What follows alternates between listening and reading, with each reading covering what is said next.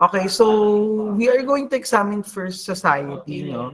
Then afterwards, we examine society.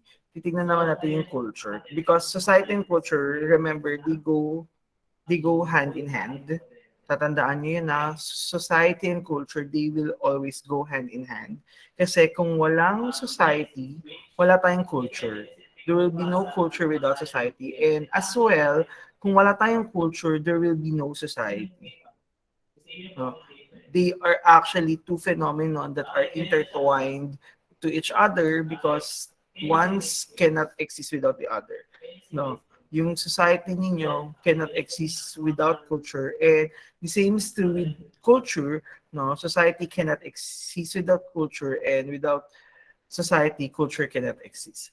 Um, so let us see first, no, ano ba yung society? So let's consider first the society as a concept. So pag sinabi yung concept, ano ba yun?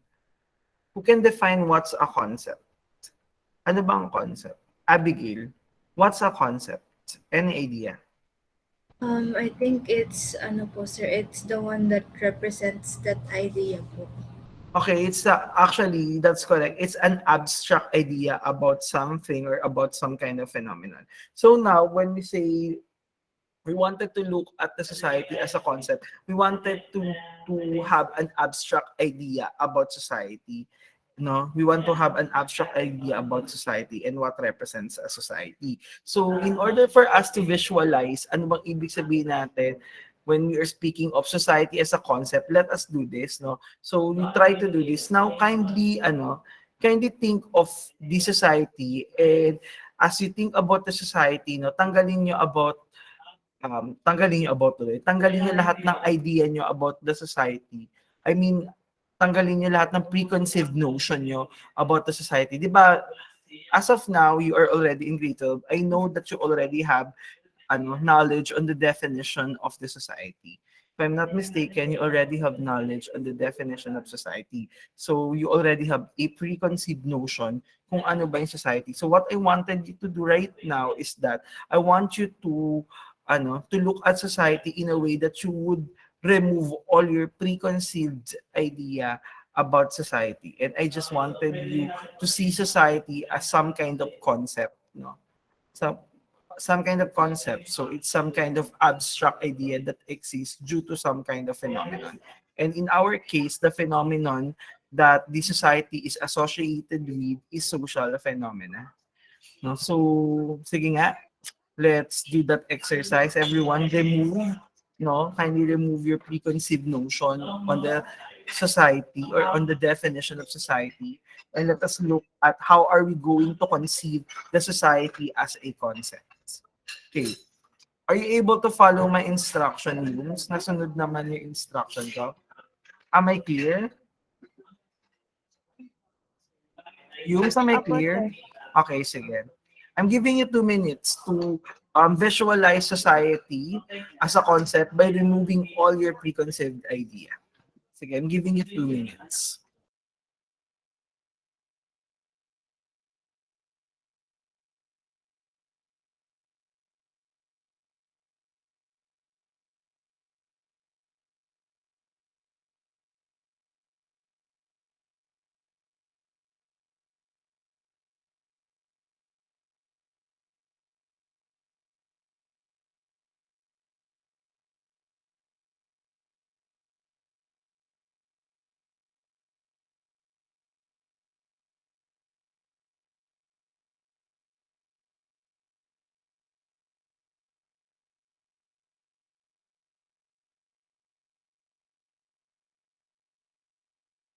Okay, so I think the 2 minutes is done already. So I will ask you one by one, no? What can you say about the society as a concept? No, if you try to ignore your knowledge on the definition of society, how do you find society, no, as a concept? Or anong idea nyo about the society without your preconceived notion? Sige nga, let's start with Abby. How do you find the society sorry, without considering your preconceived notion or your knowledge on the definition of society, Abigail? Like, naisip ko lang po, sir, society is a function of individuals. Okay, it's a function of individual. That's how you perceive it. Okay, Yes what? po. Okay, thank you, Abby. What about you, Asi? Sir, ano, parang society is parang ano sir, human perception. Ah, Perception ng ano? Parang perception mo about what? ah, parang the way ano sir, the way you look at the people sir. Okay, the way you look at people, the way you look at the different institutions around you. So that's a very good ano no abstract idea. I like that. Okay, Francesca. Sige, sir. Sorry. For me po, it's just all about the individuals or the group of people itself po. Just interacting with each other lang po. Okay, so okay, that's good. Joey. Sir, I think po it is peaceful for an individual but chaotic as a whole po. Chaotic as a whole but peaceful for an individual. Okay, Yes good. po. So ikaw, Rubelin.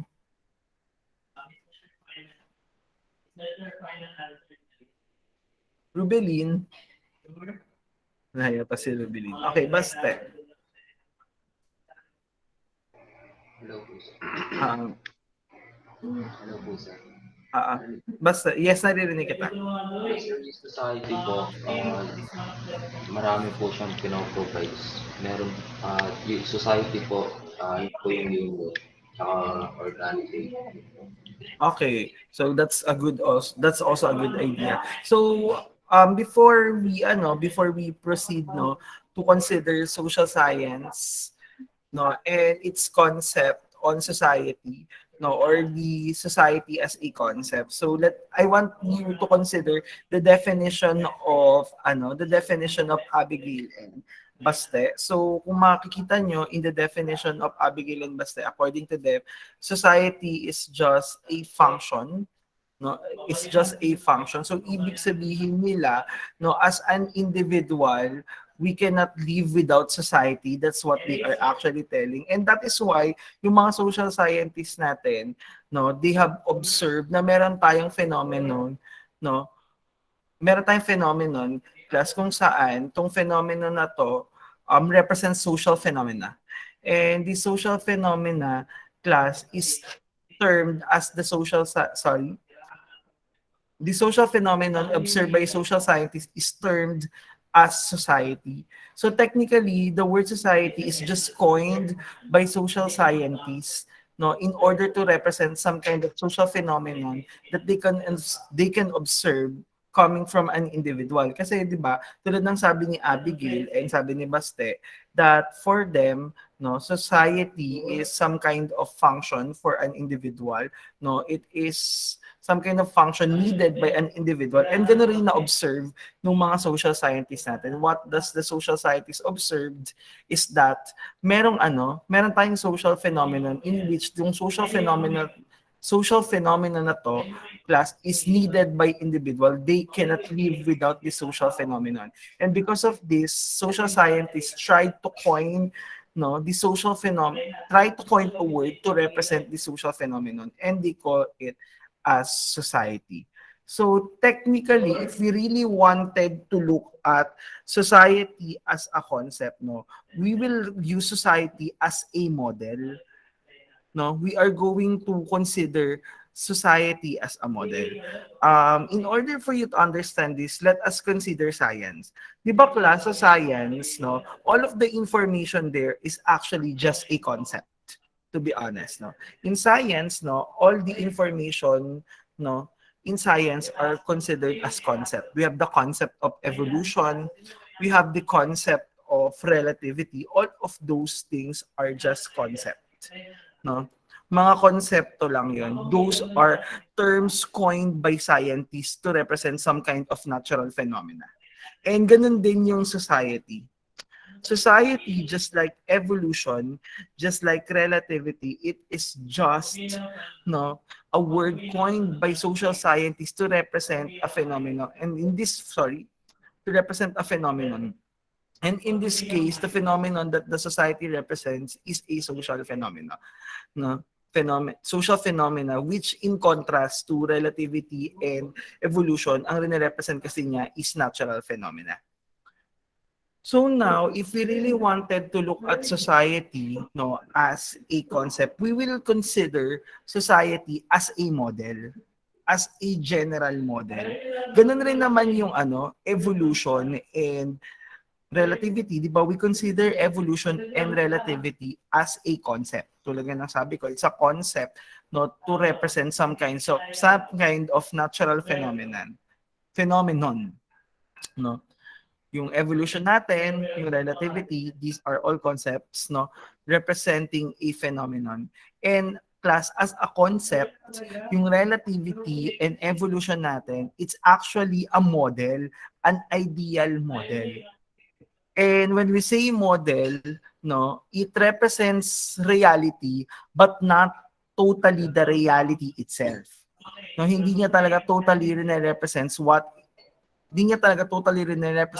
is the actual phenomenon, but instead it shows the reality in a way that it is accurate but not totally accurate.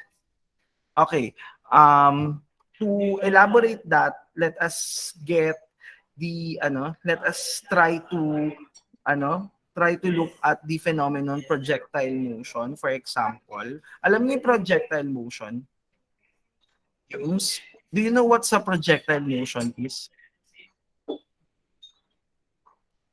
Do you know what's projectile motion? Or you never heard of it? Sir, sa science po. Yes. Do you have idea or hindi masyadong familiar? So that I can change my example. For you to understand society as a concept, kasi we need to get examples or analogies from science. Kasi sciences are filled with concepts. Lahat kasi ng inaaral class sa science are all concepts.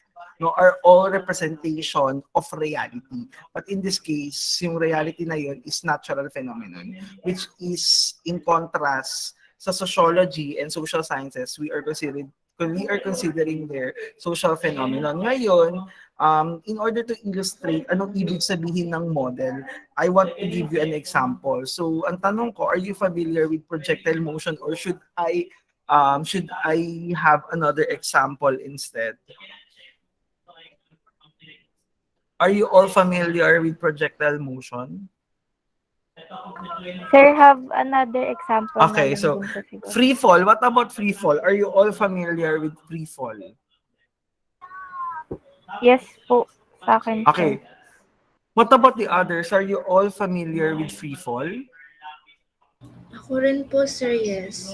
Okay. So ganito kasi, ito yung concept ng free fall, no? According to free fall, no, when you try to throw an object from above, kunyari, sabay mong throw or sabay mong drinap, not throw, sabay mong drinap yung stone and feather, mangyayari, sabay silang babagsak sa ground. And the reason for it, kasi both of them are affected by acceleration due to gravity and nothing else. No? Ang makaka-affect lang sa kanila is acceleration due to gravity and nothing else. So we would expect that the stone and the feather class would fall on the ground at the same time. That's the model, no? That's the model of free fall. And dahil doon, if we wanted to study phenomenon that manifests, no, or that represents free fall, we will apply that model to that scenario. So for example, naglaglag ka ng libro sa ballpen at the same time, or libro at papel. At the same time, we would apply the concept of free fall there, and we would look at it using the model, no, kung saan in the model we consider that in free fall, the only thing that affects the objects are what? Is your gravitational acceleration, and because of that, dapat sabay silang babagsak sa ground. So that is the model, no? The model that we are considering. Now, in reality, palagay niyo, sabay ba talaga silang babagsak? What do you think? Joey, sabay ba talagang babagsak yung papel at book? Kasi we are looking now at reality hindi na model We're now looking at reality here, no? So, palagay mo, sabay babagsak yung ballpen at papel? Sir, like sabay po silang mag-aano sa ground? Oo, sabay kaya talaga. Sir, I don't think so. Bakit?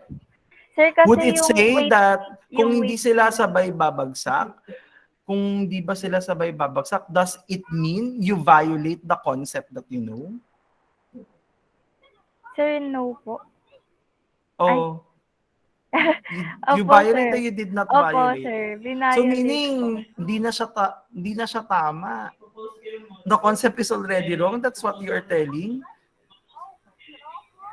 Sir, Are you sure?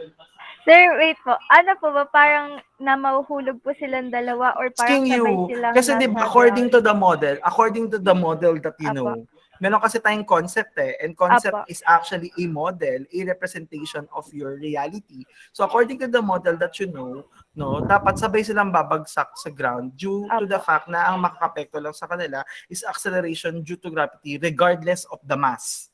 Regardless kung gaano Okay, sir. kabigat yung dalawang Okay, object. sir. Okay, now, pero in reality, pag sabay mong na-drop yung ballpen, ay not ballpen, yung book and paper, palagay mo, sabay pa rin silang babagsak sa ground.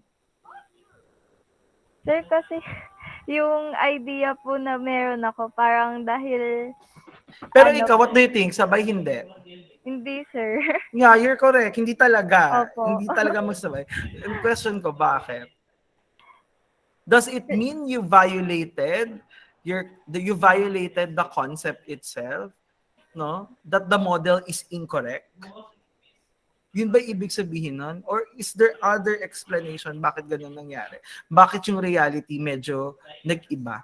Hindi siya kasing accurate nung nasa model. I think, sir, kasi parang nagkaroon So na po ano, ng idea. what you are saying is that na-violate yung model? Sir, I don't think so po. Eh bakit hindi sabay bumagsak kung hindi na-violate yung model? Sir, I think kasi may idea po na nadagdag doon sa concept. Okay, may idea na dagdag. Eh, sabihin, let us say walang actually tama, no? In some ways, tama yun. Pero, sige, let me continue na lang. No, actually, you are correct, Joey. Yun nga lang, it must be stated in another way. No? Siguro the correct thing is that hindi natin violate yung model kasi class, kaya hindi lang sila sabay na bumagsak sa ground kasi may other factors na nakaapekto. So there are other factors that affects the object as they fall down to the ground. So for example, is yung air friction natin, 'di ba, sa sa atmosphere natin nakaka-experience ng friction yung object. And you know na yung paper, dahil magaan siya, hindi niya nare-resist yung friction. Unlike yung book, mas mabigat siya, mas madali niyang ma-resist yung friction. And because of that, we know that ang unang babagsak is the book instead of the paper. Pero if we try to remove, that air friction, the thing is, pareho pa rin silang babagsak at the same time. So meaning you never violated the model itself. There are just other things that affected the reality. No, may iba lang bagay na nakaapekto dun sa reality na ino-observe natin. So technically, model are ideal scenario siya. It's an ideal scenario where you are looking at the phenomenon kung saan we are considering here that the phenomenon itself is ideal. Nothing affects the phenomenon. But in reality kasi, maraming bagay na pwede maka-apekto sa phenomenon na ino-observe natin. And technically, if we wanted to look at the society as a concept, we are just looking at it as an ideal model. Tinitignan natin yung society as ideal model. We are not looking at other factors that can affect this society or this social reality or this social phenomenon, but we are just looking at the ideal model of what a society should be. So when we are speaking of society as a concept, we are considering here that society is some kind of social phenomenon. It's some kind of social phenomenon, and the social phenomenon represents class. Tong social phenomenon na to, it represents some kind of forms, processes, and dynamics of social reality that can be observed in your social nature. So technically, what we are doing here when we are looking at society as a concept, kino-consider natin siya, class, as an ideal model, no, to represent some kind of social phenomenon. And technically, that's how we view society, no, when we are speaking of society as a concept, no. Tinitignan natin yung society as something that represents a social phenomenon, and the social phenomenon is an ideal model, class. It's an ideal model that represents or depicts the different forms, processes, dynamics of social reality that it embodies. Okay. So, naiintindihan po ba when we are speaking of society as a concept? Do you understand, class? So technically, what are we saying here is that when we are considering society as a phenomenon, no, when we are considering society as a phenomenon or a social phenomenon, no, we are considering here society is an ideal model that represents yung forms, no, yung processes and the dynamics of social reality that you can observe in your social nature. So that's how we look at society as a concept. It is a representation. It's an ideal representation, no, of what you can observe in your social nature. Okay, before I proceed, naintindihan what do I mean of society as a concept? Naintindihan po ba? Before we proceed. Sir, question po. Yes. Mm-mm. Sir, bali po sir, kapag ka-society as a concept po, di ba sir parang ideal model lang po siya? Yeah, Ibig we are sabihin, saying that society is a social phenomenon that Apo. is considered as an ideal model. Apo, Which bali means what? po sir, ano po ba siya? Parang ano po siya, parang namomold po siya into different form po, parang ganun. Parang What do you mean na mold Parang into ano different po forms? sir, since You are ideal just lang po looking, siya. you are Parang- just looking at the society and yung Apo. mga associated processes with the society, yung associated dynamics and forms of society as something ideal. Yun lang yung ibig sabihin when we Opo, are looking parang at ibig society as a sabihin concept. sir, yung isang individual po, kaya po niyang mag-step out po doon sa ideal model na yun. Parang ganun po. I mean, the society, kunyari, if you, let us say, if you became a social scientist in the future, and if you observe if you observe some society and you observe na merong difference na kaunti from your ideal model, no? So it's not a problem. It doesn't violate the model at all. Kasi nga, dito, we consider society as an ideal model.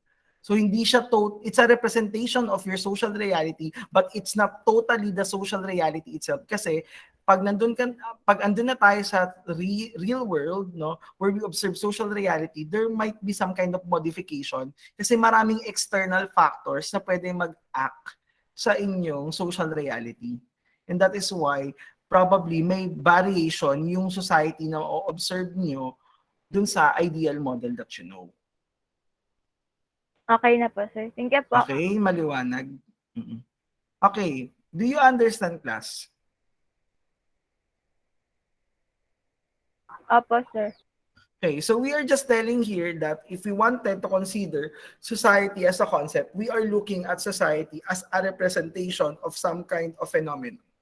And tong phenomenon na to, it's actually an idealized model that represents, no, ano yung mga forms, yung mga processes and dynamics of the social reality you observe in your social nature. And also, class, since it's a concept, it can change over time. The interpretation can change over time. Yun nga, kuha ulit tayo ng analogy sa science. Tulad sa science, no, yung mga natural phenomenon, class, no, dahil nga sinasabi natin that these natural phenomenon are usually represented by a concept in sciences, no, pwedeng magbago, pwedeng magkaroon ng change in interpretation over time. Just like yun nga, in science, no, the best example would be the concept of gravity, no. In the early times, no, si Newton, yung concept ni Newton about gravity, yung ina-agree upon ng mga scientists and scholars during his time. But over time, no, nagkaroon ng changes in interpretation, and today, the most acceptable concept about gravity is the gravity of Albert Einstein. So, nagkakaroon tayo ng changes in interpretation. The same is true with society. Society as an idealized model, kasi nga sabi natin, we are considering also society as a concept, and an idealized model. As an idealized model, no, the interpretation about society can change over time. Pero I think, no, compared sa sciences, mas matagal yung concept on social realities kesa yung concepts on natural phenomenon. I think the concept on social phenomenon would have a longer acceptability compared sa natural sciences. No? And I think matagal pang panahon bago mababago yung perception ng tao, no, towards society. Okay. So I think we already have an idea what do we mean by society as a concept. But class, since we are considering society as a concept, we must also consider the factual information about society. So kanina tinignan natin how do we deal with society if we wanted to treat it as a concept. Ngayon, after knowing how to deal with society if we treat it as a concept, we should also know the different factual information about society in which yun yung knowledge natin ngayon. That is our baseline knowledge today about our society. So let us look at the facticity of the society. And when we say facticity, these are the factual information we know as of today about our society. No, although this factual information or this facticity can change over time, tulad nga ng sabi ko, pag nagkaroon ng tinatawag natin na revolution of knowledge, kasi nangyayari yun eh. Nangyayari talaga yung revolution ng knowledge na tinatawag natin, just like what I told you kanina, nagkaroon ng revolution ng knowledge about gravity revolution about knowledge, no, on gravity from the time of Newton to the time of Einstein. Possible din naman mangyari yun sa knowledge on society. No, but as of now, this is the current facts, no, about society that we know so far. So as of now, we know that when we are speaking of society, we know that it is a group of people, or it is actually consists of members that share common identity. No? Usually, class, when we are speaking of common identity, we are speaking of the shared culture among individual members of the society. So, pag sinabi nating society, obviously, it's a group of people kung saan yung mga members natin, they have shared culture. Diba? We have shared culture, and the shared culture is the common identity amongst the members of the society. And remember that the society can be small, just like in a family, or it can be large, just like in a nation. No, so that's what we know about society so far today. Yan yung definition natin ng society ngayon in our present times. But this definition, no, tong definition na to is incomplete, no, kasi it's not only the structure, no, yung di lang structure kasi ang society, but we also describe the processes, no, in the society. Masyadong conceptual yung definition natin ng society in this case when we are speaking of society. Yun nga, it's a large group of people or small group of people kung saan merong shared identity or shared culture na tinatawag. And this is a very conceptual definition. Napakababaw ng definition na to kasi when we are speaking of society, we are also speaking of the processes that is happening in a society. And you know that in a society, there is a system of relationship between people. So ang society natin, it's not only a group of individual sharing culture or sharing identity or yung tatawag nating common identity, but also we can look at the processes that is happening in the society. And yung process na yun, it includes the systems of relationship amongst individual members of the society itself. And tong interactions sa to, tulad nga ng sabi ko sa inyo, tong interactions among the members of the society constitutes the processes in your society. Now, the interaction in the society is usually guided by two mechanisms. Meron tayong tinatawag na social force and social facts. So, pag sinabing yung social force class, ito yung mga elements sa society ninyo that causes social change. Nagkakos siya ng social change. One example of social forces no, na na-observe natin is nagkaroon tayo ng countercultures in the 1960s. So, during the 1960s, it is the time na nagkaroon tayo ng tinatawag na countercultures. Have you ever heard of countercultures, class? Narinig niyo na yung terminology na yan?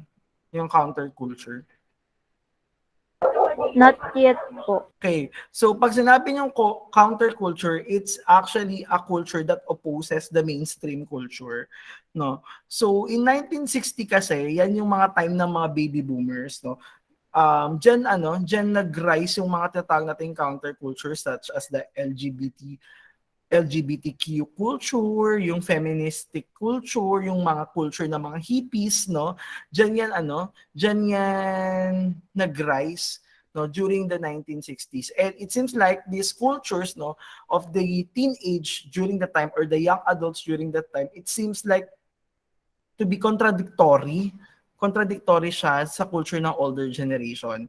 And actually, this counterculture, you will see that these countercultures in the 1960s are very revolutionary kasi siya yung naging cause ng social change in our society today. And we are actually having the fruits of these countercultures today. No 1960. Anyways, every generation naman may counterculture but may very noticeable yung sa 1960s kasi from a very traditional kasi, 'di ba? Yung society during those days, no? But in the 1960s, dun umusbong yung mga radical cultures nga yung hippie culture, yung LGBTQ culture, yung feminism culture, and from these different countercultures, no? Nagkaroon tayo ng social change. They become drivers of social change. At ang tawag dito sa mga elements na to ng society that can cause social change, we call those as social force. Now, meron din naman tayo class tinatawag na social facts. And when we are speaking of social facts, ito yung ginagamit na guide ng individual on how they are going to interact with the society. For example, is the values and norms in the society, di ba? Yung society natin may mga values and norms yun, and these values and norms are considered as a guide for you on how you are going to interact with other people. Even yung mga stereotypes natin, those are actually social facts. It actually guides us on how we are going to interact in our society. So technically, the interaction or the systems of interactions, no, that are present in our society is actually guided by these two things, no? We have the social force and the social facts. And also, class, tatandaan ninyo, due to these relationships or due to this interaction, no, we can see the different processes, no? We can have the different processes that happens in our society.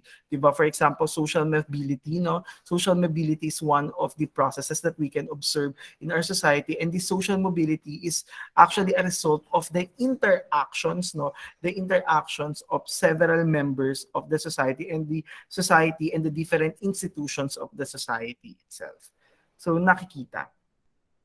So, meaning class, no, we can define society in a conceptual way, no, kung saan dinidescribe natin society as some group of people with shared culture. That is a very conceptual definition. Or we can also define society in operational way. How does it operates? And it operates by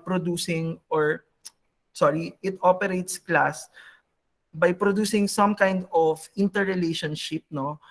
Meron tayong tinatawag na interrelationship or systems of relationship across your society, and in which tong systems of relationship na to results to social processes. It would lead to social processes.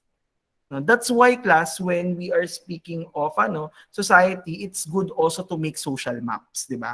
Pag pinag-usapan natin society, magandang gumawa ka ng social map so that you can identify the social processes acting to you as an individual. Ikaw, if you wanted to study or if you wanted to probe upon ano ba yung mga social processes na pwedeng ma-observe mo around you as an individual member of the society, you can make a social map so that you can observe ano ba yung mga processes na brought out due to my relationship with the other members in the society or with the social institutions present in the society.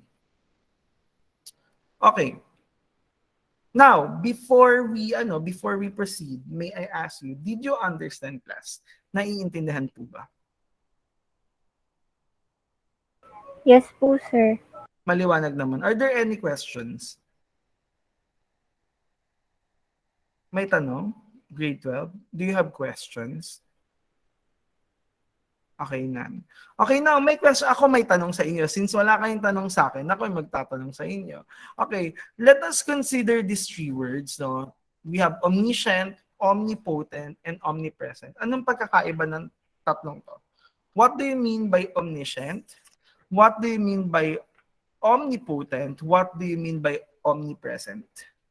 Sige nga, Cheska, ano mong pagkakaiba ng tatlong to? Sir, yung omnipresent po is, wait lang po.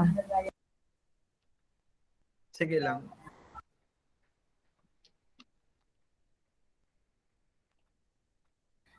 Yung omnipresent, Huwag ka yung omnipresent po, I think it's everywhere po. Like, It's everywhere.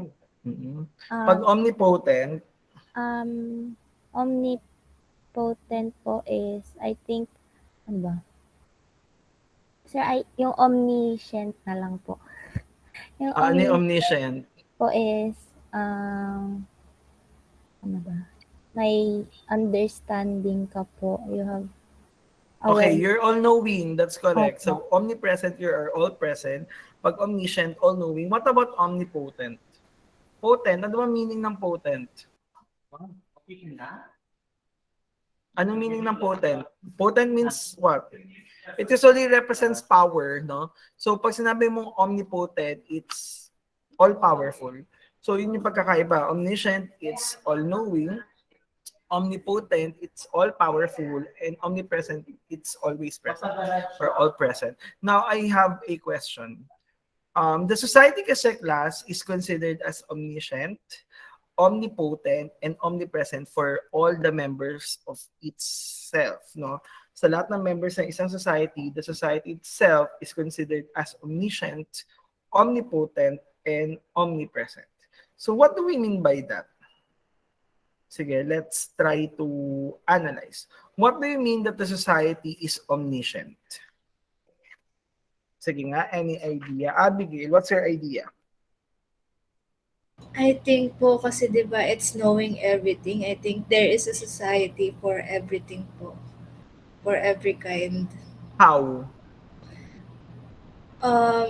For different kinds of people po, they have different interests. And I think meron po dong society for each na nakakabilang sila. Okay. Okay, what else? No, that's a very good idea, Abigail. What else? What do we mean by society as something that is omniscient? Meaning ng omniscient, all-knowing. Sige nga, Baste, ikaw, what about you? What's your idea? Sir, try ko lang po. Sir, society po kasi, it is a quality of being everywhere po, sir. Bakit siya omnipresent yun eh? Pag everywhere. Ang tinatanong ko, bakit siya omniscient? Bakit all-knowing yung society niya? Why is it all-knowing?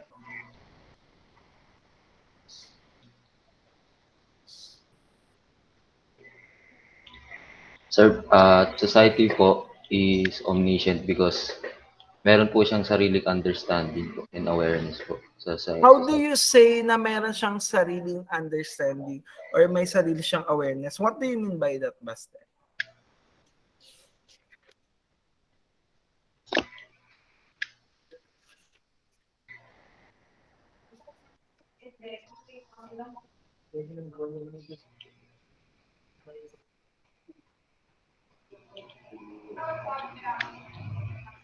Yes.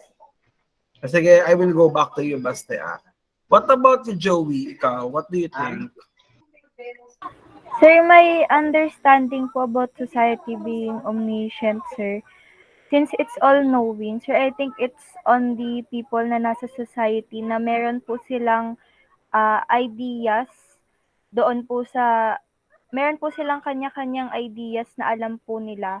And yun nga po, parang kada individual is unique, sir. So parang although hindi po alam ng isang individual itong part na to, meron pa din pong individual na nasa society na alam po niya yun. So parang nabubuo po siya, sir, in a way na yung mga tao sa society, nagko-contribute po sila para malaman po yung different sides and different parts po. So I think, sir, kaya naging all-knowing. So technically, you're saying that the all-knowing society, although all members of the society may have different functions or may have served different functions, Yes, sir. no, or might have different movements, all in all, ano ba nagdi-dictate sa movements and actions nila? It's always what?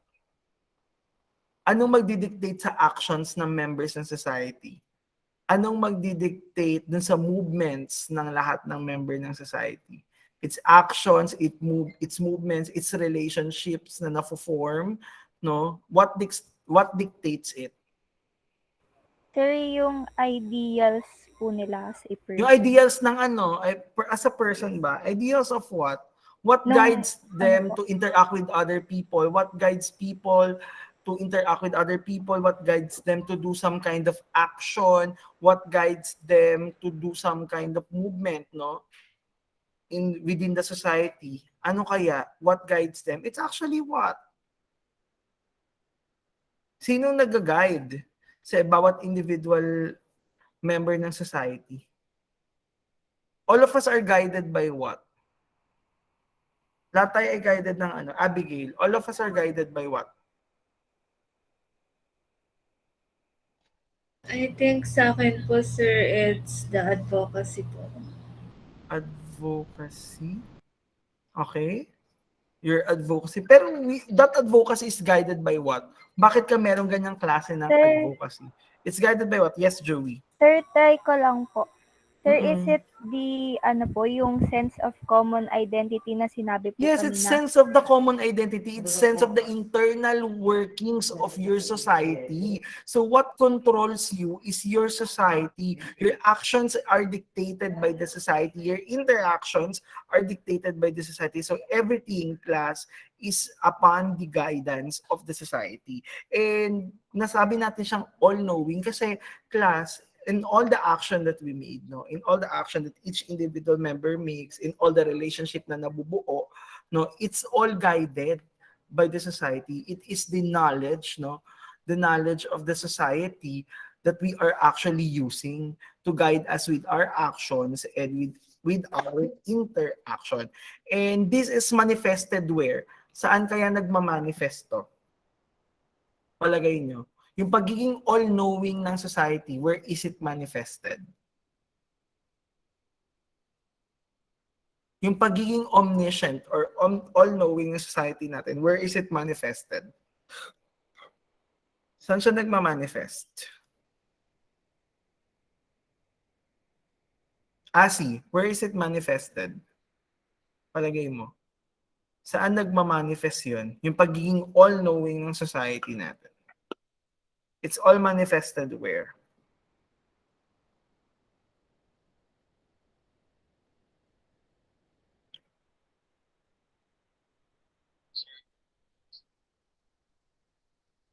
Sir,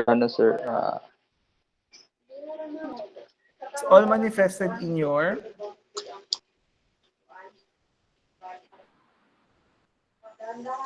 Joey, may tanong ako sa'yo. Sir, ano po yan? Okay. In the country Philippines, so we are a society, the Philippine society, no? In the Philippine society, what do you think of females in the Philippine society? They are considered as what?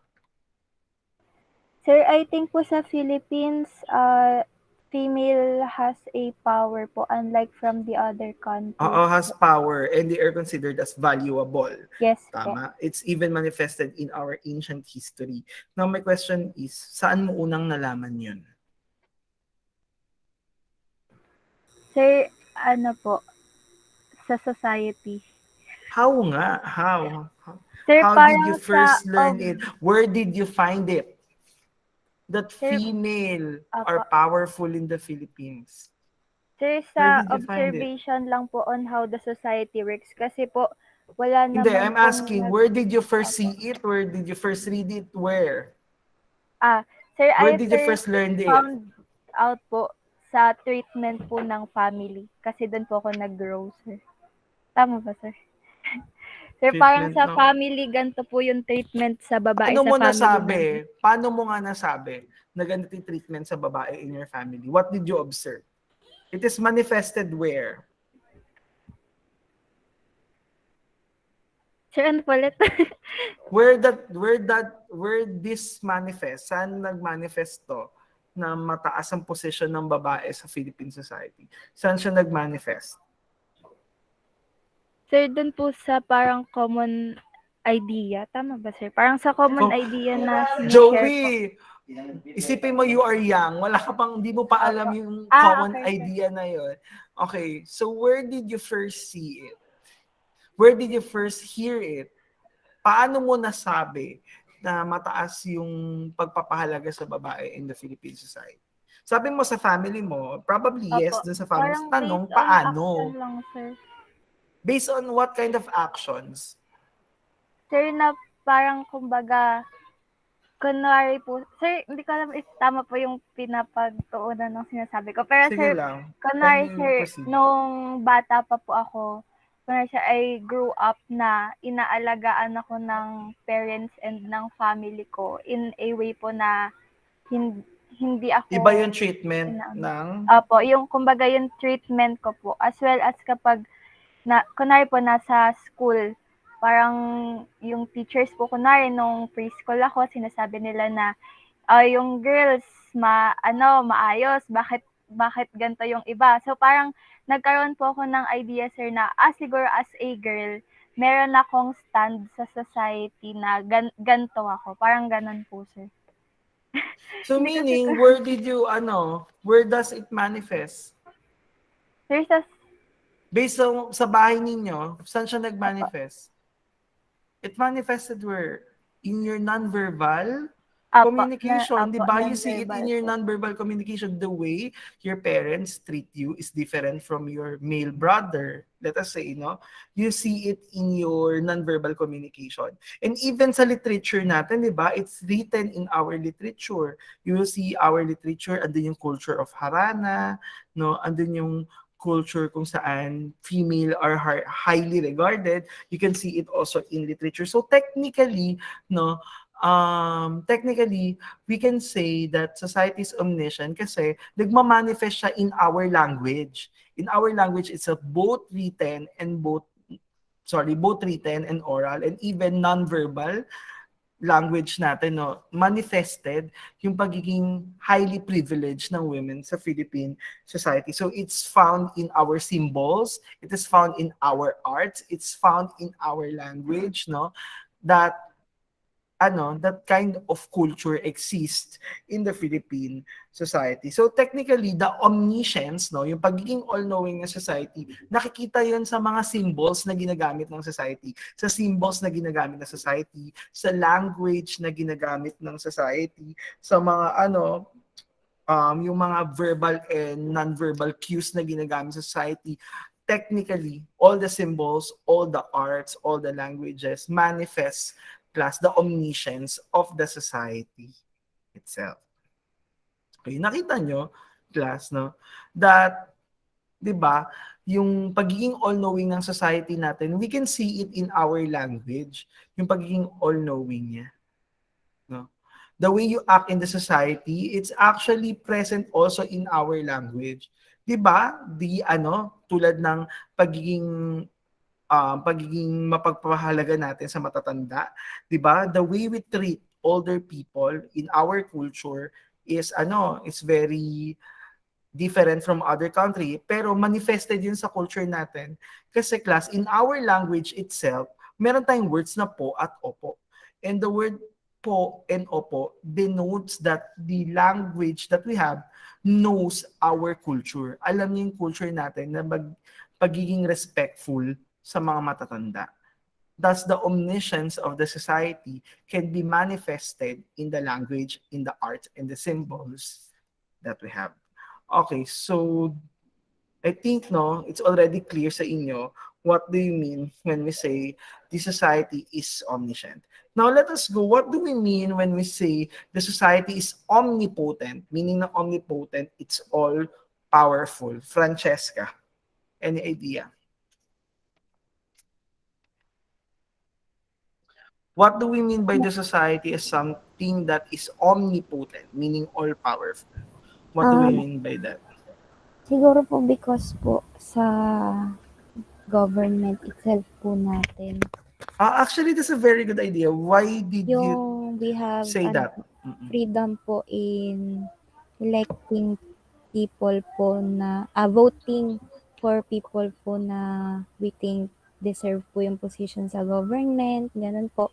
We can Okay, parang you're saying that the interactions amongst individual can put someone up in the society. yes No? po. So meaning may power yung society natin to put someone up and put someone down. That's correct. That's an exertion of power of the society. That's good. And aside from that, sige nga, mag-isip ka pa ng ibang scenario that shows the society itself is powerful. Can you think of another scenario aside from the one that you have given? Sir, through po siguro, through mga advocacies po na ginagawa ng group of people po or That's another individuals. example. Okay, that's good. What Ayun. else? Meron ka pang naisip?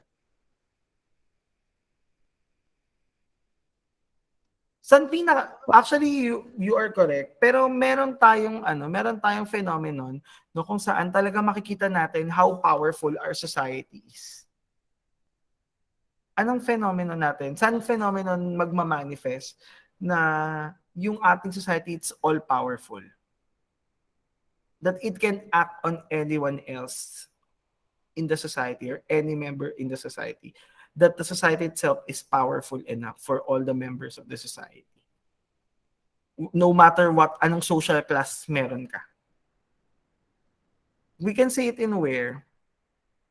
Letter D. You have discussed this when you take UCSP or DC. Democracy po. Democracy ba? Ano kaya? Have you heard deviant behavior? Narinig niyo na yung deviant behavior class? Sorry for the spelling. Deviant behavior. Have you ever heard the word deviant behavior or deviance?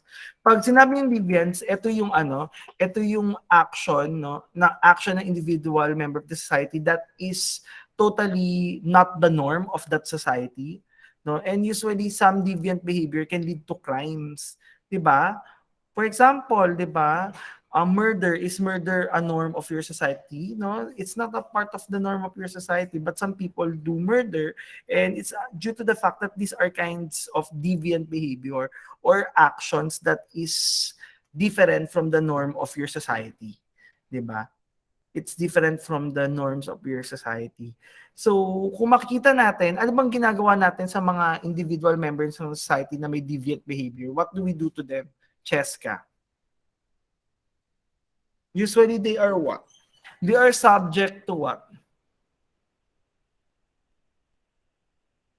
Yung mga taong may deviant behavior, they are subjected to what? Kunyari, nakagawa ng krimen yung tao. Kasi, yun nga, hindi naman lahat ng times there are just times that some deviant behavior can lead to crime. And let us say this deviant behavior that we are talking about leads to crime. So usually these people is subject to what? You're subjecting people to what? Pag merong crime yung tao, you're subjecting them to what? Abigail? discrimination. We are subjecting them to what? We are actually subjecting them to social control, di ba? We are giving them social control. And how do we provide social control? By imposing law to these people. And alam natin, even us who do not have deviant behavior, we are also guided by the law. No? So meaning, meron tayong tatawag na social control for everyone. Kasi pag nawala tong social control, what will happen is that, anong mangyayari? Have you ever watched the movie The Purge? Napanood niyo yung movie yun? In The Purge? Yes po. And in The Purge, in just one night, no, in just one night in the whole year, all social control will be removed. No, walang mawawala yung social control in that one night. So anong nangyayari pag nawalan ng social control? Joey, what do you observe about the movie? If social control was totally removed from the society, anong pwedeng mangyari? Sir, there would be chaos po sa society. Chaos kasi walang norm, no? Walang norm na sinusunod yung tao. There will be no norm to be followed by each individual members of the society. And if that would be the case, no, wala tayong deviant behavior kasi wala namang norm and everything would be allowed and chaotic siya. That's why meron tayong social control. And actually, this social control shows that our society is all-powerful. No? Meron siyang tatawag na omnipotence. Meron siyang machineries for social control. Specifically, the government is actually a machinery for social control. It's an institution for social control. Now, last, how can we say that the society is omnipresent? Paano natin masasabi na ang society natin is omnipresent?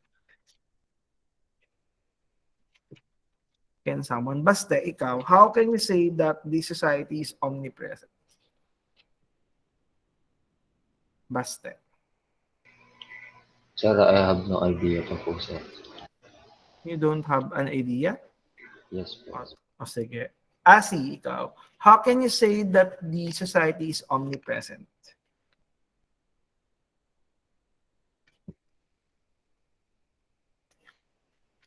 Sir, omnipresent. Paano masasabing omnipresent yung society? Sir, I have no idea po, sir. Wala ring idea. O sige, Abigail, how can you say that the society is omnipresent? Sir, I think po kasi in every aspect po of one's life, there is a society. It starts po in your family, in your school, and everywhere po. Kaya po, Okay, what do we omnipresent. call them? What do you call that school? That family? They are called as what? Institution po, sir? The institutions or the agents for socialization. So you're telling me that in all parts of your life or in your life stages, lagi kayong merong Society po na society, nakakabilang. okay, where you are interacting, laging andun yung mga agents of socialization in all parts of your lives. No? So it's everywhere, technically. The socialization process is everywhere in the society. There is always socialization. Since you are always a part of the agents of socialization in your society, in all parts of your life.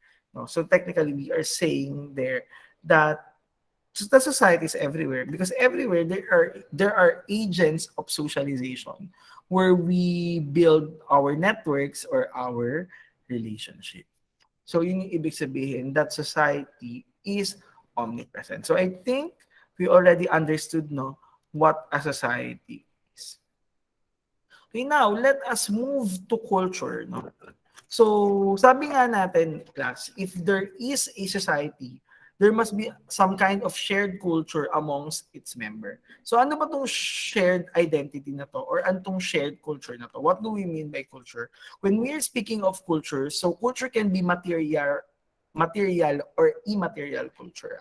Tatandaan niyo. Culture can be material or immaterial.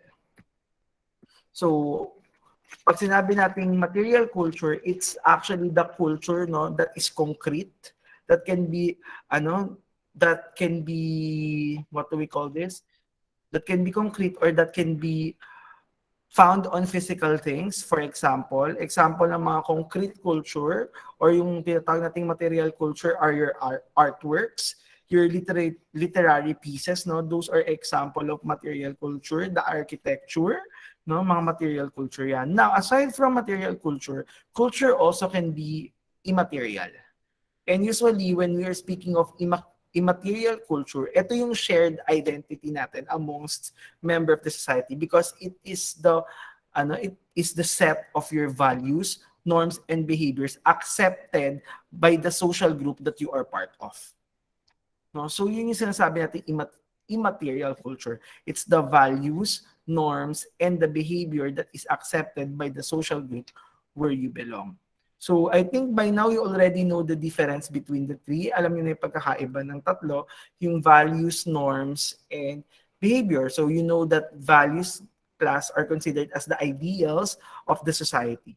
Siya yung ideals such as honesty, honor. Pag sinabi naman natin na norms, no, it is the rules of social conduct kasi it is the most acceptable culture. No, meron tayong tatawag na norm, the most acceptable culture.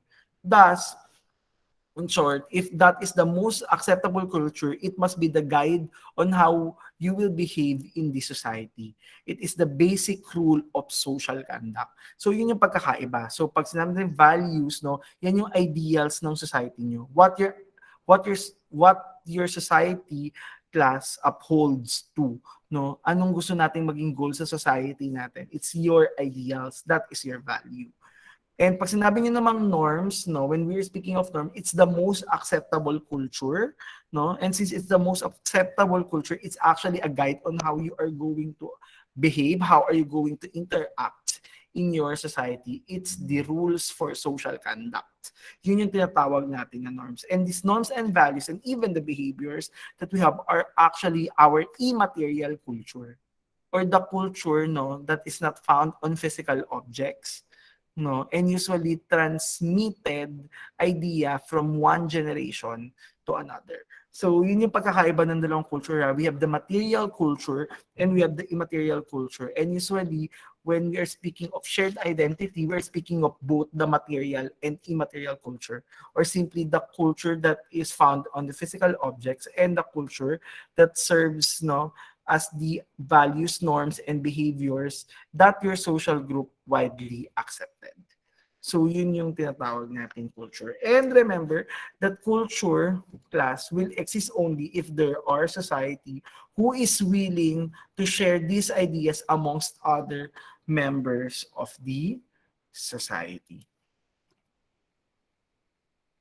So technically, to make it simple or to make it short, no, we can say that culture is a way of life. It's technically a way of life.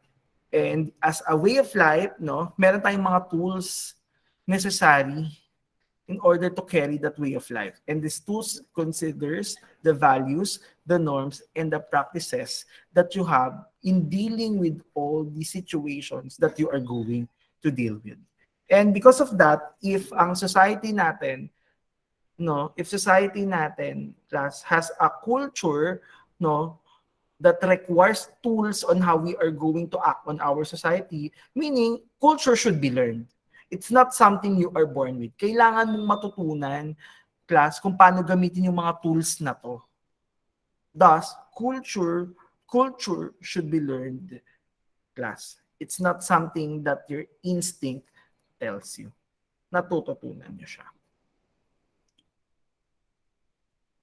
Kaya nga class, actually, yan yung difference ng human sa animals, no? Sa animals kasi, class, they don't have culture, no? And because of that, wala silang norms, no? Wala silang values. And because wala silang norms and values, they acted differently. Their behavior is uncivilized. Unlike us, due to our culture, no, due to our shared identity, we have toolkits na pwedeng gamitin. We are guided by the values and the norms of our society. And because of that, we can act, no, based on the ideals of our society and based on the norms of our society. So, also, tandaan nyo, culture varies. So, pwedeng yung norms and ideals natin would be different to the norms and ideals of other countries. For a while, no, na ano ko yung PowerPoint. Ayun.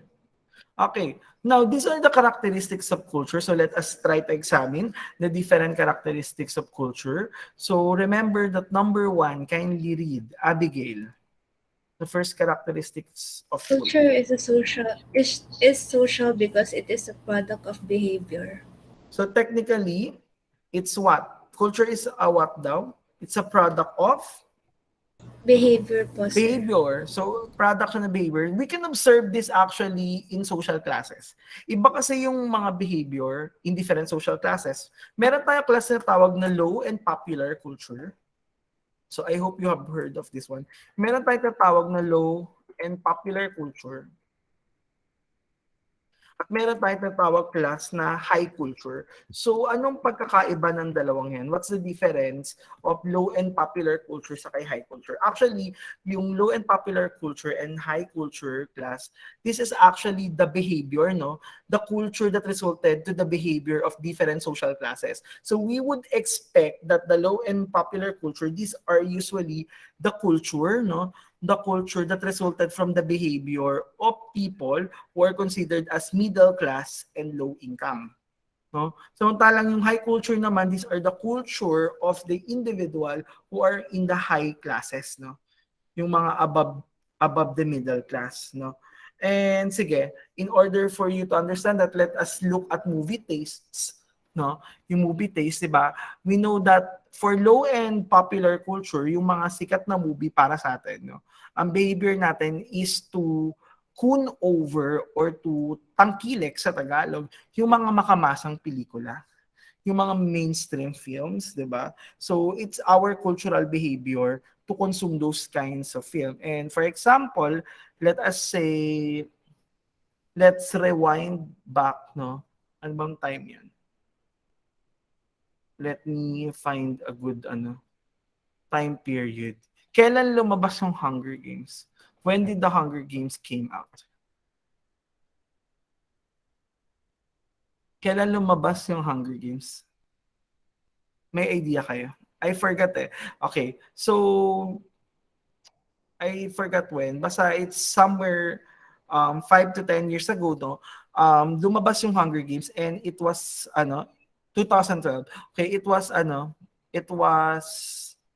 tinangkilik, no? Tinangkilik ng masa.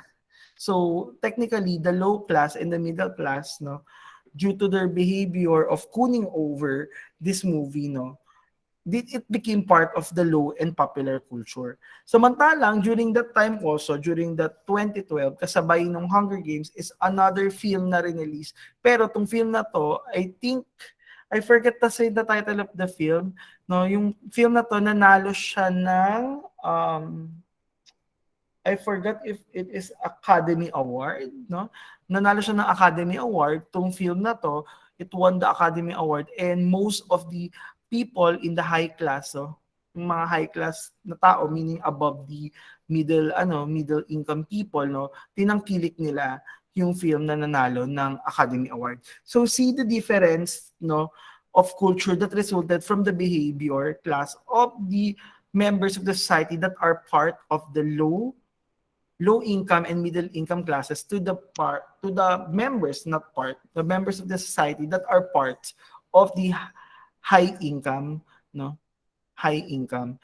And due to that behavior, no, nag-result yun to difference in culture. Kaya tayo may tatawag na low and popular culture at meron tayong tatawag na high culture. No, we have the high culture. Kaya nga, di ba sometimes you hear the word high culture and when you hear the word high culture, it's associated with high-end restaurants, high-end stores, no? Yun yung association niya. And it's actually due to the fact na magkaiba yung behavior class in different social classes.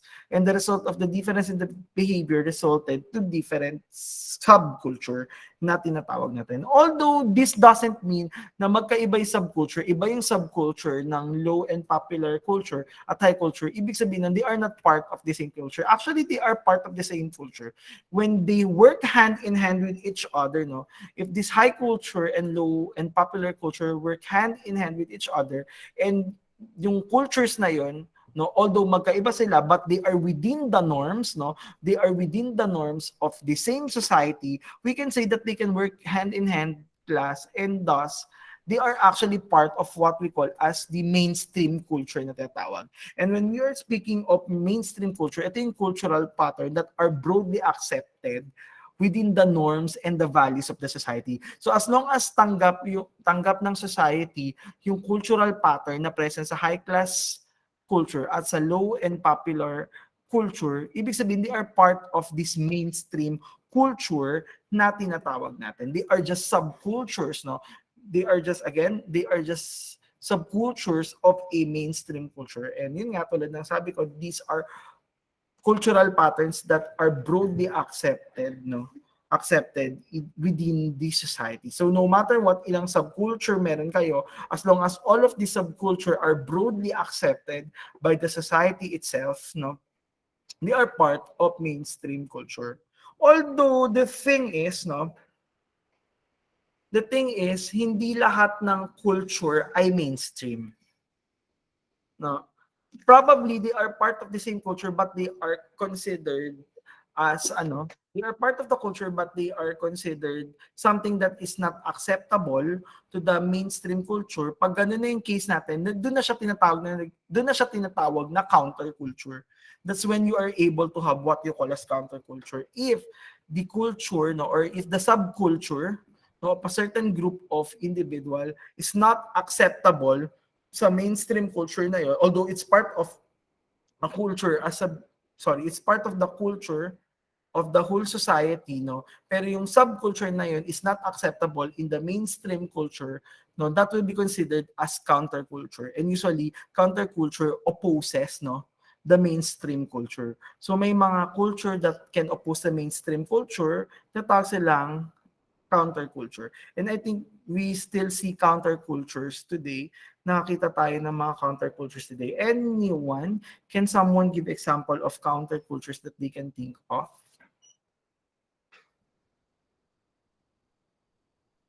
O sige, let's do it in the Philippine setting. Can you think of some kind of counterculture, no, that exists in the Philippines na hindi acceptable sa mainstream culture ng Pilipinas?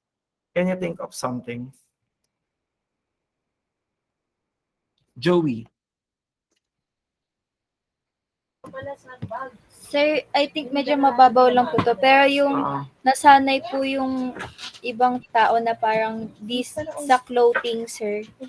Parang yung kunwari po, sa clothing dapat nakatakip yung ganyan. Kasi po, meron pong nangyari na shift po na nagkaroon ng change sa outfit style ng mga tao na medyo revealing, na kumbaga yung meron pong mga nag-o-oppose doon. Pero at the same time, meron siguro nung years before, that kind of culture or that kind of subculture is not really acceptable in the Philippines. Pero I think ngayon, it's part of the mainstream culture na ng Pilipinas. So, I cannot say na counterculture pa rin yan. Pero that's a good example. Siguro years back, kung nabuhay tayo ng 1960s or 1950s, we can say that that is a counterculture. No. What about you, Cheska? Can you think of a counterculture? Sa ngayon po, I cannot think po, pero kasi accepted na po ata siya ngayon, which is yung LGBT po. Hindi pa rin. Hindi pa. Yan po. Counterculture pa rin siya sa atin. Although sa ibang bansa kasi it's already part of culture, but here in the Philippines, it's still counterculture. Okay. Basta ikaw, can you think of examples of counterculture? Sir, I think fraternity po, di pa rin siya accepted sa mainstream. Kasi, ayun nga sir, yung kapatiran nila, nagkakasakitan po sir. May mga case na may namamatay po. Yung hazing. Opo, Deviant, sir. actually that's deviant behavior. The fraternity culture kasi it's already accepted naman na talaga. Pero siguro may deviant behavior lang sila na hindi accepted. Tulad ng hazing. Okay. So, Abby, ikaw. Sir, yung mga communist po. Okay. Why do you say that? Kasi sir, they have their own society po na as tayo, they look different from them. Yung perspective natin is different from them po. We think na communism is bad while sila po, yun po yung inaano nila, pinupush nila. Okay, so that's a good example. Okay, yeah. Now, the thing is, let's go back to the culture, no? Tulad nga ng sabi ko, yung culture kasi natin, no, it can be divided into subcultures. There are subcultures that can be said to be part of the mainstream culture, no? At meron din tayong mga culture that is not part of the mainstream culture. And yun nga, tawag natin doon ay counterculture. Now, the thing is, sometimes, may mga culture that is more powerful than other. May mga subculture tayo more powerful than other. And if that would be the case, ang nagiging result nun, yung mga more powerful culture, they become what you call as norms. The culture that is more powerful, it's considered as norm. Samantalang class, yung mga culture that is not powerful, yung mga less powerful culture, sila yung nagiging subgroup na tinatawag natin. And if you are going to, siguro magandang tignan yung sa United States of America, kasi maraming culture na existing dun di ba? Eurocentric masyado ang USA. Although melting pot kasi supposedly yung USA, it's comprised of different culture, very diverse ang USA. No, if you are going to look at it, may Hispanic, may European, may Asian, sa USA may African, but the thing is, ang pinaka-powerful na culture doon is Eurocentric sila. So meaning European culture yung pinaka-powerful doon. That is why yung European culture ang naging norm sa kanila. And that is why, di ba, kung anong culture ng Europe, yun rin ang culture ng United States of America. Despite of mixed na country sila. No? Mixed na country sila. But due to the fact na Eurocentric sila masyado, no, ang naging norm sa kanila is the most powerful culture which is the European culture. And yung mga less powerful culture, nagiging subgroup yun. Nagiging subgroup yung mga less powerful culture. So, do you see, no? You see that sometimes there are culture that is considered as more powerful than other. And actually, it depends on the perspective of the society, specifically the individual member of the society. And that's why, we can say, sige nga, number 2, what's the second characteristics of culture? Basta, ano yung pangalawang characteristic ng culture natin? Culture varies from society to society. Okay. Cultures vary from society to society. Iba-iba yung culture ng bawat society. And even within the society itself, we have subcultures, meaning there are different cultures within the society itself. But sad to say nga, tulad ng sabi ko, sometimes may mga ethnocentric views tayo na tinatawag. And when we are speaking of ethnocentric view, it's a type of view kung saan ang tingin mo sa culture mo is more powerful than the other. And yun nga, just like my example kanina, in United States of America, no, they are Eurocentric. And dahil Eurocentric sila, no, they think that the European culture is more powerful compared to other. And ang nagiging result nun is that nagiging norm yung European culture sa United States of America. Thus, United States of America practices ethnocentrism, or the view that your culture or one culture is dominant over the other. So that is ethnocentrism. Your culture, technically, pag ethnocentrism, is dominant over other cultures or more powerful compared to other cultures. So let's continue, no? So alam na natin kanina that culture is shared, no, among member of the society, and that is how the culture itself is transmitted. And also, of course, culture is learned. We know that by far. Okay, nabanggit ko na rin that culture is transmitted from one generation to another. And of course, sa number 6 naman, no, Francesca, kindly read. Culture is continuous and cumulative. So what do we mean by culture is continuous and cumulative? Ibig sabihin nun, over time, nag-a-add tayo ng culture. No, culture continues, no? It continues to accumulate, no? Nadadagdagan tayo ng culture over time. Just like in the Philippines, di ba? If you would see, meron tayong culture ng pre-Spanish Filipino, may culture tayo ng Spanish, may culture tayo ng Japanese, may culture tayo ng USA because it accumulates over time. And also it's continuous, it can change, no? Pwede rin siya magbago, no? And continuous yung changes and accumulation ng culture. Sometimes nga lang, class, pag nag-change yung culture, no, pag nag-change yung culture natin, nagkakaroon tayo, class, ng tinatawag na cultural lag. There is what we call, class, as cultural lag.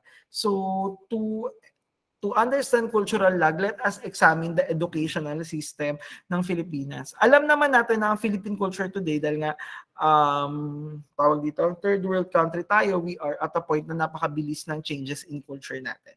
But, may tanong ako, do you think the system of education is mabilis yung change in culture? Ikaw, Abigail, do you think that the system in education has a fast change in terms of culture? Yes po, sir. I think so po. Ako naman as an educator, I doubt.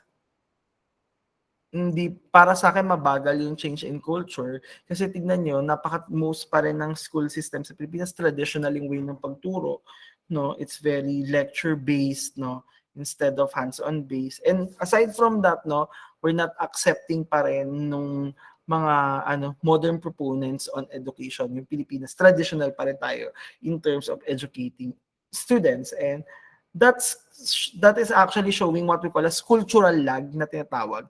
And pag sinabi yung cultural lag, you can see the difference, no, between the changes of the subculture within the society. May mga cultures or subcultures na mabilis mag-change. May subcultures din relatively na mabagal ang changes. At ang tawag doon is cultural lag. Anyways, going back to cultural lag, let me share to you yung vacation tuwing summer. Palagay nyo, bakit nagbabakasyon tuwing summer? Any idea? What's the origin? Why do you have vacation? And actually, this will show cultural lag na tinatawag natin. Palagay nyo, bakit kayo nagbabakasyon tuwing summer? Any idea? Ikaw, Francesca, palagay mo, bakit nagbabakasyon kayo tuwing summer? Bakit may summer? Para po makapagpahinga yung student sa mga activities and lectures po. Okay. Actually, that's not really the reason why bakit tayo may vacation. No? The real reason bakit may vacation, kasi class, remember that the one that introduced the educational system to the Philippines is the United States of America. And sa USA noon, pag summer, yun yung time na tumutulong yung mga anak nila in farming. But today, class, we know by far na medyo modern yung society natin. Hindi na tayo predominantly agricultural. Kahit saan ka pumunta sa buong mundo, hindi na tayo predominantly agricultural. Most of us are predominantly industrial already. Ibig sabihin, nawawalan na talaga ng need ng vacation. Which is the main purpose of vacation is for the children to help, no, their parents to till their land bago yung harvest season. And ngayon, bakit pa magve-vacation? Predominantly industrial na tayo. Wala na rin talaga need for vacation. Thus, ngayon, nagkakaroon na siya ng ibang meaning. But originally, the reason why you are doing vacation, no, is to help your parents to till their land. Ngayon, sige nga, ikaw ba, Cheska, tutulong ka, mayroon ka pa bang meron ka pa bang pagtataniman ngayon sa Maynila? Sige nga, Cheska. Wala na. So, wala nang use yung vacation. So, it's another example of cultural lag na with all of these changes in the society, still the educational system, the vacation system, na is still present. And to be honest, wala naman nang use yung vacation system na yun. It's an example, actually, of cultural lag na tinatawag natin. Okay.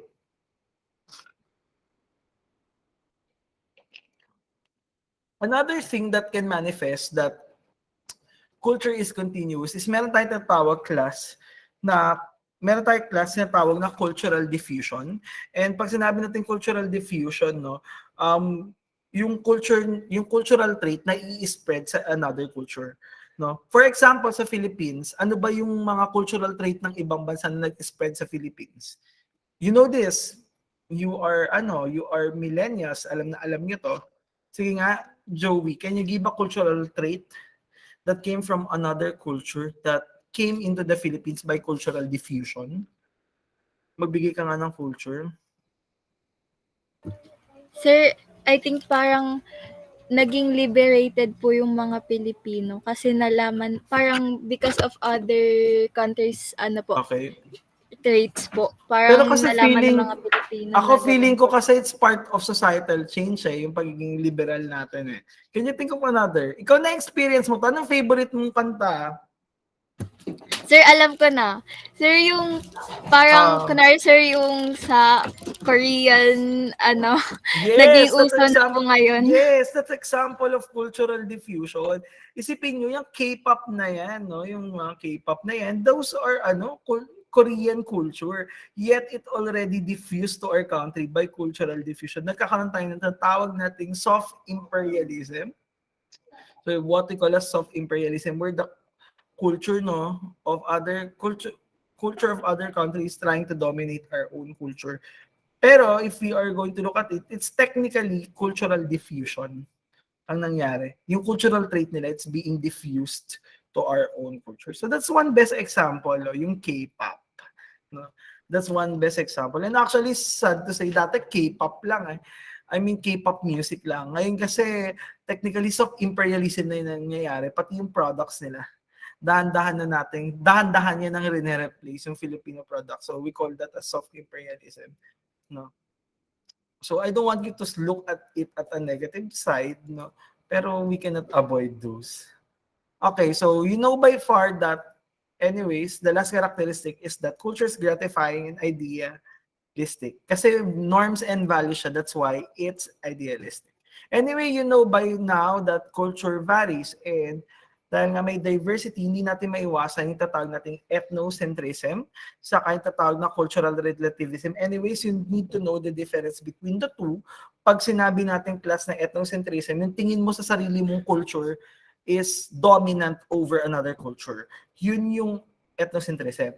Pag cultural relativism naman, kino-compare mo iba't ibang culture and para sa iyo may mga dominant cultures over the other. So we call that as cultural relativism. And so just like what I told you, in the United States, no, ito yung sinasabi ko sa inyo, no, this example came from a picture coming from the United States. May mga subcultures tayong tinatawag na culture. So this is the Goths, no, the Gothic culture. Okay, ito naman, this is the Hispanic culture in the USA. Now, the thing is, no, we are living in a diverse country today because we are in globalization, di ba? We are experiencing globalization, thus, yung diversity natin grabe. And as much as possible, as someone living in the 21st century who is experiencing globalization, as much as possible, we must avoid ethnocentrism and cultural relativism. And there are actually possible solutions for that. So I will give you the possible solution. Meron tayong tatawag na homogeneous culture, no? Pag sinabi niyong homogeneous culture, no, this is actually assimilation. And when we are speaking of assimilation, it is the assimilation of many cultures to one culture. So gagawin mo isang culture, no, lahat ng different culture into one. Pero medyo impossible kasi siya, assimilation is quite hard to achieve. And because of that, another way, no, to solve this dilemma of globalized economy, no, is the practice of multiculturalism. And pag sinabi niyo multiculturalism, ito yung view kung saan para sa iyo equal lahat ng culture and they can exist harmoniously with each other. So I think that's all we have to discuss for the day. So far, naintindihan po ba